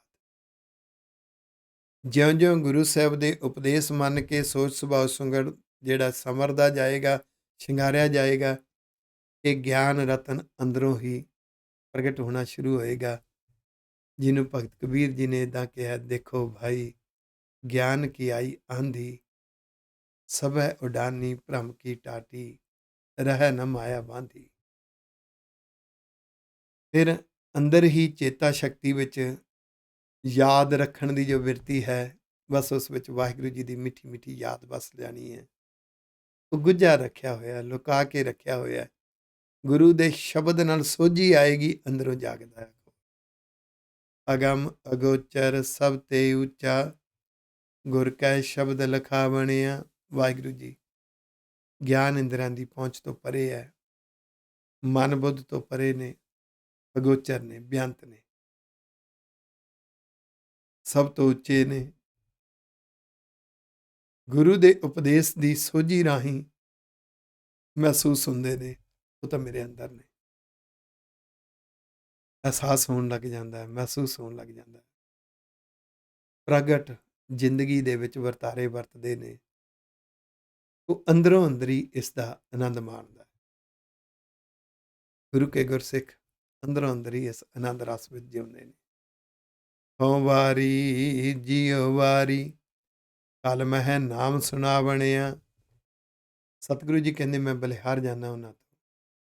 ਇਹ ਜਿਹੜੀਆਂ ਅਸ਼ਟਪਦੀਆਂ ਸਨ ਨਾ ਮਾਝ ਰਾਗ ਦੀਆਂ, ਇਹਦੇ 'ਚ ਗੁਰੂ ਨਾਨਕ ਪਾਤਸ਼ਾਹ ਵੀ, ਗੁਰੂ ਰਾਮਦਾਸ ਸਾਹਿਬ ਜੀ ਵੀ, ਗੁਰੂ ਅਮਰਦਾਸ ਸਾਹਿਬ ਜੀ ਵੀ, ਤੇ ਹੁਣ ਗੁਰੂ ਅਰਜਨ ਦੇਵ ਸਾਹਿਬ ਜੀ ਰਹਾਉ ਪਦਿਆਂ ਵਿੱਚ ਇੱਕੋ ਹੀ ਚੀਜ਼ ਵਰਤ ਰਹੇ ਨੇ। ਮੈਂ ਬਲਿਹਾਰ ਜਾਂਦਾ ਉਹਨਾਂ ਤੋਂ, ਕੁਰਬਾਨ ਜਾਂਦਾ। ਹਉ ਵਾਰੀ ਜੀਉ ਵਾਰੀ, ਹਰ ਰਹਾਉ ਪਦੇ ਵਿੱਚ ਸ਼ਬਦ ਆਇਆ। ਇਹ ਜਿਹੜਾ ਕਲਯੁਗ ਸਾਡੇ ਅੰਦਰਲਾ ਸਮਾਂ ਹੈ, ਜਦੋਂ ਵਿਕਾਰਾਂ ਦਾ ਪ੍ਰਵਿਰਤੀ, ਪਸ਼ੂ ਪ੍ਰਵਿਰਤੀ, ਕੁਸੰਗੀ ਪ੍ਰਵਿਰਤੀ ਅੰਦਰ ਪੈਦਾ ਹੁੰਦੀ ਹੈ। ਉਹਨੂੰ ਜਿਉਂ-ਜਿਉਂ ਮਨੁੱਖ ਵਰਤਦਾ ਹੈ, ਬਾਹਰ ਜਿਹੜੇ ਵਰਤਾਰੇ ਨੇ ਉਹਨੂੰ ਕਲਯੁਗੀ ਵਰਤਾਰੇ ਕਹਿੰਦੇ ਨੇ। ਅੰਦਰਲੇ ਕਲਯੁਗੀ ਵਰਤਾਰੇ ਵਿੱਚ ਜਿਹੜੇ ਆਪਣੇ ਮਨ ਨੂੰ, ਆਪਣੀ ਮੱਤ ਨੂੰ ਗਿਆਨ ਰੂਪੀ ਨਾਮ ਸੁਣਾਉਂਦੇ ਨੇ, ਭਾਵ ਗਿਆਨ ਰੂਪੀ ਨਾਮ ਗੁਰੂ ਦੇ ਉਪਦੇਸ਼ ਰਾਹੀਂ ਇਸ ਮਨ ਨੂੰ ਸਮਝਾਉਂਦੇ ਨੇ। ਫਿਰ ਉਹ ਦੁਨੀਆ ਤੇ ਵੰਡਦੇ ਨੇ ਵਿਚਾਰਾਂ ਰਾਹੀਂ। ਸੰਤ ਪਿਆਰੇ ਸੱਚੈ ਧਾਰੇ, ਵਡਭਾਗੀ ਦਰਸ਼ਨ ਪਾਵਣਿਆ ਰਾਵ। ਉਹ ਸੰਤ ਪਿਆਰੇ ਬਣ ਜਾਂਦੇ, ਅੰਦਰੋਂ ਸੰਤ ਸਰੂਪ ਹੋ ਕੇ ਵਿਚਰਦੇ, ਬਾਹਰੋਂ ਸਿਪਾਹੀ ਬਣ ਕੇ ਜਿਉਂਦੇ ਨੇ। ਉਹਨਾਂ ਨੂੰ ਸੱਚੇ ਵਾਹਿਗੁਰੂ ਜੀ ਤੇ ਪੂਰਨ ਭਰੋਸਾ ਹੁੰਦਾ ਹੈ। ਉਹਨਾਂ ਦੇ ਅੰਦਰ ਗੁਣਾਂ ਵਾਲੇ, ਭਾਵਨਾ ਵਾਲੇ, ਜਜ਼ਬੇ ਵਾਲੇ ਭਾਗ ਵੱਡੇ ਹੁੰਦੇ ਨੇ ਤੇ ਉਹਨਾਂ ਵਾਹਿਗੁਰੂ ਜੀ ਨੂੰ ਪ੍ਰਤੱਖ ਹਾਜ਼ਰ ਨਾਜ਼ਰ ਮਹਿਸੂਸ ਕੀਤਾ ਹੁੰਦਾ ਹੈ। ਜਿਸ ਵਾਹਿਗੁਰੂ ਜੀ ਦੇ ਬਖਸ਼ਿਸ਼ ਰਾਹੀਂ ਸੋਚ ਸੁਭਾਅ ਨੂੰ ਸੰਵਾਰ ਕੇ ਅੰਦਰਲੀ ਬਿਰਤੀ ਨੂੰ ਗੁਰਮੁਖ ਬਣਾਉਣ ਲਈ ਲੋਕਾਂ ਨੇ ਯਤਨ ਕੀਤੇ। ਉਹ ਕਹਿੰਦੇ ਸੀ ਰੱਬ ਨੂੰ ਮਿਲਣਾ ਹੈ। ਗੁਰੂ ਨਾਨਕ ਪਾਤਸ਼ਾਹ ਨੇ ਦੱਸਿਆ ਕਿ ਰੱਬ ਨੂੰ ਮਿਲਣ ਤੋਂ ਪਹਿਲਾਂ ਤੇਰੀ ਬਿਰਤੀ, ਤੇਰੀ ਸੋਚ ਗੁਰਮੁਖਤਾਈ ਵਾਲੀ ਬਣਨੀ ਚਾਹੀਦੀ ਹੈ। ਬੜੇ ਲੋਕਾਂ ਨੇ ਯਤਨ ਕੀਤੇ। ਸਾਧਕ ਸਿੱਧ ਜਿਸੈ ਕੋ ਫਿਰਦੇ, ਸਾਧਨਾ ਕਰਨ ਵਾਲੇ ਲੋਕ ਸਿੱਧ, ਉਹਨਾਂ ਨੇ ਯਤਨ ਕੀਤੇ, ਧਾਰਮਿਕ ਯਤਨ, ਧਾਰਮਿਕ ਸਾਧਨਾ ਕੀਤੀਆਂ। ਬ੍ਰਹਮੇ ਇੰਦਰ ਧਿਆਇਨ ਹਿਰਦੇ, ਬ੍ਰਹਮਾ ਜੀ ਵਰਗੇ, ਇੰਦਰ ਜੀ ਵਰਗੇ ਰੱਬ ਵੱਲ ਧਿਆਨ ਕਰਦੇ ਰਹੇ, ਰੱਬ ਨੂੰ ਧਿਆਉਂਦੇ ਰਹੇ। ਕੋਟ 33 ਖੋਜੈ ਤਾਂ ਕੋ, ਗੁਰਮਿਲ ਹਿਰਦੈ ਗਾਵਣਿਆ। 33 ਕਰੋੜ ਦੇਵਤੇ। ਇਹਨਾਂ ਬਾਰੇ ਪਿੱਛੇ ਇੱਕ ਬੜੀ ਕਮਾਲ ਦੀ ਬਾਤ ਆਈ ਸੀ ਕਿ ਆਪਣੇ ਇਸ ਤਨ ਦੇ ਵਿੱਚੋਂ ਸੁਭਾਅ ਨੂੰ, ਸੋਚ ਨੂੰ ਪੜਚੋਲਣ ਤੋਂ ਵਾਂਝੇ ਰਹਿ ਗਏ। ਆਖੋ ਵਾਹਿਗੁਰੂ। ਬਹੁਤ ਜ਼ਰੂਰੀ ਹੈ ਆਪਣਾ ਸੁਭਾਅ ਪੜਚੋਲਣਾ। ਬਹੁਤ ਸੌਖਾ ਹੈ ਦੂਸਰੇ ਦੀ ਕੋਈ ਇੱਕ ਕਮਜ਼ੋਰੀ ਚੁੱਕਣੀ। ਬੜਾ ਸੌਖਾ ਹੈ ਉਸ ਕਮਜ਼ੋਰੀ ਵਿੱਚ ਵਿਚਲਿਤ ਹੋ ਜਾਣਾ, ਉਸੇ ਵੱਲ ਹੀ ਮਨ ਖਿੱਚਿਆ ਜਾਣਾ, ਉਸੇ ਦੀ ਚਰਚਾ ਕਰਨੀ ਬੜੀ ਸੌਖੀ ਹੈ। ਕਿਸੇ ਬੰਦੇ ਵਿੱਚ ਜਿਤਨੀਆਂ ਮਰਜ਼ੀ ਚੰਗਿਆਈਆਂ ਹੋਣ, ਕੋਈ ਨਾ ਕੋਈ ਘਾਟ ਹੋਏਗੀ, ਚੁੱਕ ਲਓ, ਜਿੰਨੀਆਂ ਮਰਜ਼ੀ ਚੁੱਕ ਲਓ। ਬਹੁਤ ਔਖਾ ਹੈ ਤੈਨੂੰ ਤੇਰੇ ਆਪਣੇ ਸੁਭਾਅ ਵਿੱਚ ਕਮਜ਼ੋਰੀਆਂ ਦੇਖਣੀਆਂ। ਕਮਾਲ ਦੀ ਬਾਤ ਇਹ ਹੈ, ਜੇ ਪੜਚੋਲ ਕਰਨੀ ਹੈ, ਸਿੱਖ ਧਰਮ ਨੂੰ ਗ੍ਰਸਤ ਮਾਰਗ ਕਿਹਾ। ਗ੍ਰਸਤ ਮਾਰਗੀਆਂ ਤੇ ਜੀਵਨ ਜਿਉਣ ਵਾਲਿਆਂ ਦਾ ਧਰਮ ਹੈ। ਸੌਖਾ ਜਿਹਾ ਤਰੀਕਾ, ਪਹਿਲਾਂ ਆਪਣੀ ਘਰਵਾਲੀ ਨੂੰ ਪੁੱਛ ਲੈ, ਉਹਨੇ ਤੈਨੂੰ ਦੱਸ ਦੇਣੀਆਂ ਨੇ ਤੇਰੀਆਂ ਕਮਜ਼ੋਰੀਆਂ, ਕਿਉਂਕਿ ਸਭ ਤੋਂ ਨੇੜੇ ਹੈ, ਉਹਨੂੰ ਪਤਾ ਹੈ। ਤੇਰੇ ਸੋਚ ਸੁਭਾਅ ਵਿੱਚ ਜਿਹੜੀਆਂ ਕਮਜ਼ੋਰੀਆਂ ਨੇ, ਤੇਰੇ ਪਰਿਵਾਰ ਵਾਲਿਆਂ ਨੂੰ ਜ਼ਿਆਦਾ ਪਤਾ ਹੈ। ਫਿਰ ਗੁਰੂ ਦੇ ਉਪਦੇਸ਼ ਨੂੰ, ਗੁਰੂ ਦੀਆਂ ਸਿੱਖਿਆਵਾਂ ਰਾਹੀਂ ਪੜਚੋਲ ਕਰਕੇ ਦੇਖ। ਇਸ ਤਨ ਦੇ ਵਿੱਚੋਂ ਪਹਿਲਾਂ ਮਨ ਨੂੰ, ਸੁਭਾਅ ਨੂੰ, ਸੋਚ ਨੂੰ ਪੜਚੋਲਣਾ ਸਿੱਖ। ਉਹਦੇ ਲਈ ਤੈਨੂੰ ਗੁਰ ਮਿਲਾਪ ਚਾਹੀਦਾ ਹੈ। ਗੁਰੂ ਦੇ ਮੁਖ ਵਿੱਚੋਂ ਨਿਕਲੇ ਹੋਏ ਜਿਹੜੇ ਉਪਦੇਸ਼ ਨੇ ਨਾ, ਗੁਰ ਸਰੂਪ, ਉਹ ਜਦੋਂ ਹਿਰਦੇ ਵਿੱਚ ਵਸਣਗੇ ਤੇ ਫਿਰ ਤੈਨੂੰ ਵਾਹਿਗੁਰੂ ਜੀ ਦੇ ਗੁਣ ਹਿਰਦੇ ਚੋਂ ਗਾਉਣ ਦੀ ਯੁਗਤ ਆਏਗੀ। ਆਠ ਪਹਿਰ ਤੁਧ ਜਾਪੇ ਪਵਨਾ। ਫਿਰ ਤੈਨੂੰ ਸਮਝ ਲੱਗੇਗੀ ਕਿ ਦੇਖ ਇਸ ਸੰਸਾਰ ਅੰਦਰ ਤੂੰ ਕਿਸ ਨੂੰ ਭਗਤੀ ਕਹਿਣਾ ਹੈ, ਤੂੰ ਕਿਸ ਨੂੰ ਜਪਣਾ ਕਹਿਣਾ ਹੈ। ਆ ਮੈਂ ਤੈਨੂੰ ਦਿਖਾਵਾਂ। ਸਤਿਗੁਰੂ ਗੁਰੂ ਅਰਜਨ ਦੇਵ ਸਾਹਿਬ ਜੀ ਮਹਾਰਾਜ ਕਹਿੰਦੇ, 8 ਪਹਿਰ ਦਿਨ ਰਾਤ ਇਹ ਹਵਾ ਜਪਦੀ ਪਈ। ਆਖੋ ਵਾਹਿਗੁਰੂ। ਹਵਾ ਕਿਵੇਂ ਜਪਦੀ ਹੈ ਬਈ? ਹਵਾ ਰੱਬ ਦੇ ਨਿਜ਼ਮ ਵਿੱਚ ਚੱਲਦੀ ਹੈ, ਪਰਉਪਕਾਰ ਕਰਦੀ ਹੈ, ਹੋਰਾਂ ਦੇ ਕਾਰਜ ਸੰਵਾਰਦੀ ਹੈ। ਸਿੱਖ ਪਰਉਪਕਾਰੀ ਬਿਰਤੀ ਲੈ ਕੇ ਆ। 1 ਮਹੀਨਾ ਤੂੰ ਲੋਕਾਂ ਨੂੰ ਕੀ ਵੰਡਿਆ ਹੈ, 1 ਸਾਲ ਵਿੱਚ ਕੀ ਵੰਡਿਆ ਹੈ, ਆਪਣੀ ਜ਼ਿੰਦਗੀ ਦੀ ਪ੍ਰੋਫਾਈਲ ਬਣਾ। ਸਿੱਖ ਉਸ ਤੋਂ ਅਗਲੀ ਨਿਸ਼ਾਨੀ, ਧਰਤੀ ਸੇਵਕ ਪਾਇਕ ਚਰਣਾ। ਆ ਧਰਤੀ ਰੱਬ ਦੀ ਟਹਿਲਣ ਹੈ, ਚਰਨ ਸੇਵਕ ਹੈ। ਚਰਨ ਪਾਇਕ ਚਰਨਾ ਹੁੰਦਾ ਹੈ, ਚਰਨਾਂ ਦੀ ਟਹਿਲਣ ਸੇਵਕ।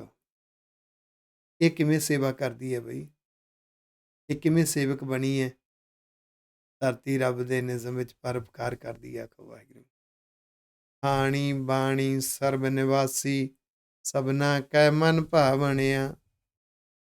ਬੇਅੰਤ ਜੀਵ ਨੇ ਵੱਖ-ਵੱਖ ਖਾਣੀਆਂ ਚੋਂ ਪੈਦਾ ਹੋਏ, ਵੱਖ-ਵੱਖ ਬੋਲੀਆਂ ਬੋਲਣ ਵਾਲੇ ਜਿੰਨੇ ਵੀ ਨਿਵਾਸੀ ਇਹ ਜੀਵ ਨੇ ਇਸ ਦੁਨੀਆ ਤੇ,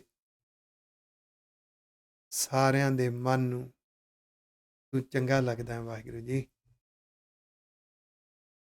ਸਾਚਾ ਸਾਹਿਬ ਗੁਰਮੁਖ ਜਾਪੈ, ਗੁਰੂ ਦੇ ਮੁਖ ਵਿੱਚੋਂ ਨਿਕਲੇ ਹੋਏ ਉਪਦੇਸ਼ ਸੋਚ ਤੇ ਸੁਭਾਅ ਤੇ ਲਾਗੂ ਕੀਤੇ ਜਾਣ, ਫਿਰ ਸੱਚੇ ਮਾਲਕ ਵਾਹਿਗੁਰੂ ਪਾਤਸ਼ਾਹ ਜੀ ਨਾਲ ਸਾਂਝ ਬਣਦੀ ਹੈ। ਜਾਪੈ ਹੁੰਦਾ ਪਹਿਚਾਣ ਬਣਨੀ, ਗੂੜੀ ਸਾਂਝ, ਗੂੜੀ ਪ੍ਰੀਤ। ਪੂਰੇ ਗੁਰ ਕੈ ਸ਼ਬਦ ਸੰਜਾਪੈ, ਤੇ ਪੂਰੇ ਗੁਰੂ ਦੇ ਸ਼ਬਦ ਰਾਹੀਂ, ਉਪਦੇਸ਼ ਰਾਹੀਂ ਇਹ ਸੋਝੀ ਮਿਲਦੀ ਹੈ। ਆਖੋ ਵਾਹਿਗੁਰੂ। ਸੰਜਾਪੈ ਸੋਝੀ, ਇਹਦੇ ਚੋਂ ਇੱਕ ਰਸ ਮਿਲਦਾ ਹੈ ਬੜਾ ਕਮਾਲ ਦਾ।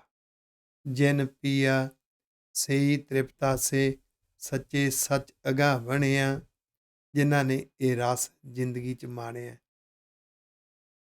ਉਹ ਸੱਚੇ ਵਾਹਿਗੁਰੂ ਜੀ ਦੇ ਪਿਆਰ ਵਿੱਚ ਅਗਾਹ ਬਣਿਆ ਹੁੰਦਾ, ਤ੍ਰਿਪਤ ਹੋ ਗਏ ਨੇ, ਸਬਰ ਸੰਤੋਖ ਵਿੱਚ ਜਿਉਣਾ ਸਿੱਖ ਗਏ ਨੇ। ਆਖੋ ਜਿਸ ਘਰ ਸਹਿਜਾ ਸੋਈ ਸੁਹੇਲਾ,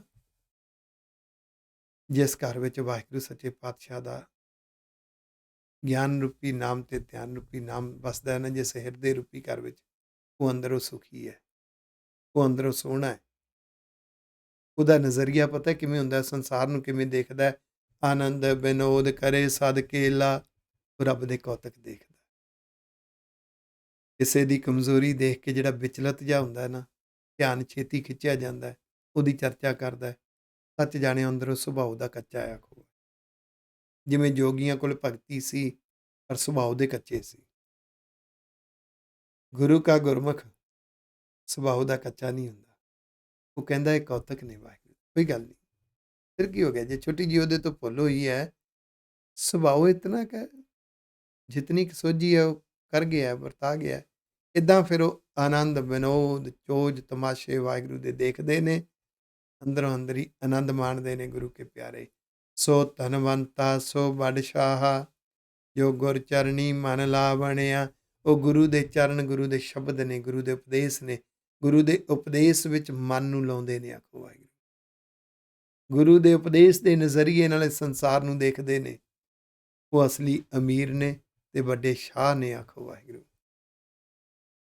ਉਹ ਦੇਖਦੇ ਨੇ ਵਾਹਿਗੁਰੂ ਜੀ ਦਾ ਕੌਤਕ ਐਸਾ ਕਮਾਲ ਦਾ, ਪਹਿਲੋਂ ਦੇ ਤੈਂ ਰਿਜ਼ਕ ਸਮਾਹਾ, ਪਿੱਛੋਂ ਦੇ ਤੈਂ ਜੰਤ ਉਪਾਹਾ। ਵਾਹਿਗੁਰੂ ਜੀ ਤੁਸੀਂ ਕਮਾਲ ਕਰਦੇ ਹੋ।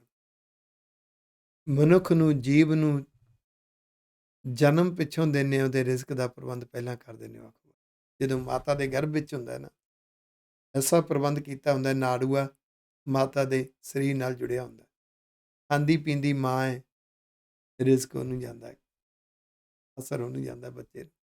ਜਦੋਂ ਜਨਮ ਹੁੰਦਾ ਹੈ ਤੇ ਮਾਤਾ ਦੇ ਅਸਤਰਾਂ 'ਚ ਦੁੱਧ ਰੱਖ ਦਿੰਦੇ ਨੇ ਵਾਹਿਗੁਰੂ ਜੀ। ਪਹਿਲਾਂ ਤੁਸੀਂ ਰਿਜ਼ਕ ਦਾ ਪ੍ਰਬੰਧ ਕਰਦੇ ਹੋ, ਫਿਰ ਜੀਵ ਨੂੰ ਪੈਦਾ ਕਰਦੇ ਹੋ। ਤੁਧ ਜੇ ਵਡ ਦਾਤਾ ਅਵਰ ਨ ਸੁਆਮੀ, ਲਵੈ ਨ ਕੋਈ ਲਾਵਣਿਆ। ਵਾਹਿਗੁਰੂ ਜੀ ਤੁਹਾਡੇ ਵਰਗਾ ਕੋਈ ਹੋਰ ਮਾਲਕ ਨਹੀਂ, ਤੁਹਾਡੀ ਕੋਈ ਬਰਾਬਰੀ ਕਰ ਹੀ ਨਹੀਂ ਸਕਦਾ। ਆਖੋ ਵਾਹਿਗੁਰੂ।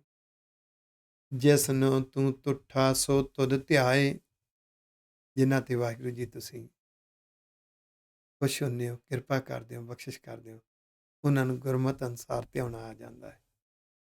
ਸਾਧ ਜਨਾ ਕਾ ਮੰਤਰ ਕਮਾਏ, ਇੱਥੇ ਸਾਧ ਜਨਾ ਕਾ ਮੰਤਰ ਦੇ ਅਰਥ ਹੈ ਗੁਰੂ ਦੇ ਦਿੱਤੇ ਹੋਏ ਉਪਦੇਸ਼। ਗੁਰੂ ਦੇ ਦਿੱਤੇ ਹੋਏ ਉਪਦੇਸ਼ਾਂ ਦੀ ਕਮਾਈ ਕਰਦੇ ਨੇ, ਉਹ ਭਾਵ ਮੰਨਦੇ ਨੇ, ਪ੍ਰੈਕਟੀਕਲ ਜ਼ਿੰਦਗੀ ਜਿਉਂਦੇ ਨੇ, ਇਹ ਕਮਾਈ ਹੈ। ਆਪ ਤਰੈ ਸਗਲੇ ਕੁਲ ਤਾਰੇ, ਤਿਸ ਦਰਗਾਹ ਠਾਕ ਨ ਪਾਵਣਿਆ। ਉਹ ਆਪ ਦੁਨਿਆਵੀ ਪ੍ਰਵਿਰਤੀਆਂ ਨੂੰ ਮੈਨੇਜ ਕਰਦੇ ਨੇ, ਕੁਸੰਗੀ ਪ੍ਰਵਿਰਤੀਆਂ 'ਚ ਡੁੱਬਣ ਤੋਂ ਬਚਦੇ ਨੇ, ਤੇ ਦਰਗਾਹ ਰੱਬ ਦੀਆਂ ਨਜ਼ਰਾਂ 'ਚੋਂ, ਰੱਬ ਦੀ ਦਰਗਾਹ 'ਚ ਉਹਨੂੰ ਬਖਸ਼ਿਸ਼ ਮਿਲਦੀ ਹੈ, ਕੋਈ ਰੁਕਾਵਟ ਨਹੀਂ ਪੈਂਦੀ, ਕੋਈ ਰੋਕ ਨਹੀਂ ਸਕਦਾ। ਆਖੋ ਵਾਹਿਗੁਰੂ। ਤੂੰ ਵੱਡਾ, ਤੂੰ ਉੱਚੋ ਉੱਚਾ ਹੈ ਵਾਹਿਗੁਰੂ ਜੀ, ਤੁਸੀਂ ਸਭ ਤੋਂ ਵੱਡੇ ਹੋ, ਸਭ ਤੋਂ ਉੱਚੇ ਹੋ। ਤੂੰ ਬੇਅੰਤ ਅਤ ਮੁੱਚੋ ਮੁੱਚਾ, ਇਹ ਵਾਹਿਗੁਰੂ ਜੀ ਤੁਹਾਡੀ ਹਸਤੀ ਮੁੱਚੋ ਮੁੱਚਾ ਸਭ ਤੋਂ ਵੱਡੀ ਹੈ, ਵੱਡਿਆਂ ਤੋਂ ਵੱਡੀ। ਤੁਸੀਂ ਬੇਅੰਤ ਹੋ। ਹਉ ਕੁਰਬਾਨੀ ਤੇਰਾ ਬੰਨਿਆ, ਨਾਨਕ ਦਾਸ ਦਸਾ ਬਣਿਆ ਬੰਨਿਆ ਜਾਵਾਂ। ਵਾਹਿਗੁਰੂ ਜੀ ਤੇਰੇ ਤੋਂ ਕੁਰਬਾਨ ਜਾਵਾਂ ਤੇ ਦਾਸਾਂ ਦਾ ਦਾਸ ਬਣਾ, ਭਾਵ ਨਿਮਰਤਾ ਪ੍ਰੈਕਟੀਕਲ ਜਿਉਣੇ ਆ ਜਾ। ਕਹਿਣਾ ਬੜਾ ਸੌਖਾ ਹੁੰਦਾ, ਕਹਿਣ ਨੂੰ ਤਾਂ ਹਰ ਕੋਈ ਕਹਿੰਦਾ ਜੀ ਮੈਂ ਤੇ ਜੀ ਬਸ ਕੁਛ ਵੀ ਨਹੀਂ ਜੀ, ਮੈਂ ਤੇ ਨਿਮਰਤਾ ਵਾਲਾ ਜੀ, ਮੈਨੂੰ ਤੇ ਗਿਆਨ ਨਹੀਂ ਜੀ। ਕਹਿਣ ਨੂੰ ਭਾਵੇਂ ਕੋਈ ਕਹੀ ਜਾਵੇ, ਪਰ ਜਿਉਣਾ ਬਹੁਤ ਔਖਾ ਹੈ। ਜਦੋਂ ਕਹਿੰਦਾ ਮੈਂ ਤੇ ਕੁਛ ਵੀ ਨਹੀਂ ਜੀ, ਫਿਰ ਦੂਜਿਆਂ ਨੂੰ ਕਿਉਂ ਪਰਖਦਾ, ਦੂਸਰਿਆਂ ਨੂੰ ਨੀਵੇਂ ਕਿਉਂ ਸਮਝਦਾ। ਸੱਚ ਇਹ ਹੈ, ਉੱਪਰੋਂ ਉੱਪਰੋਂ ਕਹਿਣਾ ਬੜਾ ਸੌਖਾ ਹੈ। ਸਤਿਗੁਰੂ ਕਹਿੰਦੇ ਮੈਂ ਕੁਰਬਾਨ ਜਾਨਾ। ਵਾਹਿਗੁਰੂ ਜੀ ਕਿਰਪਾ ਕਰੋ, ਨਿਮਰਤਾ ਵਾਲਾ ਜੀਵਨ ਦੇ ਦਿਓ, ਭੁੱਲਾਂ ਚੁੱਕਾਂ ਦੀ ਖਿਮਾ। ਵਾਹਿਗੁਰੂ ਜੀ ਕਾ ਖਾਲਸਾ, ਵਾਹਿਗੁਰੂ ਜੀ ਕੀ ਮਨ ਪੀਵੈ ਸੁਣ ਸਭ